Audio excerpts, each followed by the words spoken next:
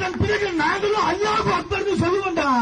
இந்த சட்டத்துக்கு எதிராக நாங்க வெற்றிவேல் முருகனுக்கு அரோகரான்னு சொல்லவும் தயங்க மாட்டோம், அல்லாஹ் அக்பர்னு சொல்லவும் தயங்க மாட்டோம்டா. ஏன்னா இது எங்க உரிமைடா. என் அண்ணன் தம்பிங்களுக்கு பிரச்சனை நாங்க வேடிக்கை பார்க்க மாட்டோம்டா.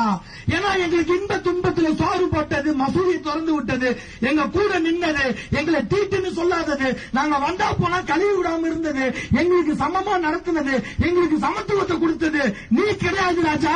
நீ சொல்ற சோக்கால் இந்து சர்டிபிகேட் நீ இதெல்லாம் கொடுக்கல, இதெல்லாம் கூட நின்னு பார்த்தது என் அண்ணன் தம்பிங்களான இஸ்லாமிய சமூகம். அப்படிப்பட்ட இஸ்லாமிய சமூகத்துக்கு ஒரு பிரச்சனைங்கிற பொழுது கை கட்டி வேடிக்கை பார்க்கறதுக்கு நாங்கள் ஒன்னும் பார்ப்பன வழி, நாங்கள் ஒன்னும் பார்ப்பனர் வழிவந்த சாவர்கர் வழிவந்த கோழைகள் கிடையாது. சரணாக ரீதியாக எங்க அண்ணன் தம்பிக்கு கூட நின்று எதிர்கொள்வதற்கு நாங்கள் தயாராக இருக்கோம். இதெல்லாம் கடந்து இந்த ஸ்டேட் எப்படிப்பட்ட ஸ்டேட் தெரியுமா?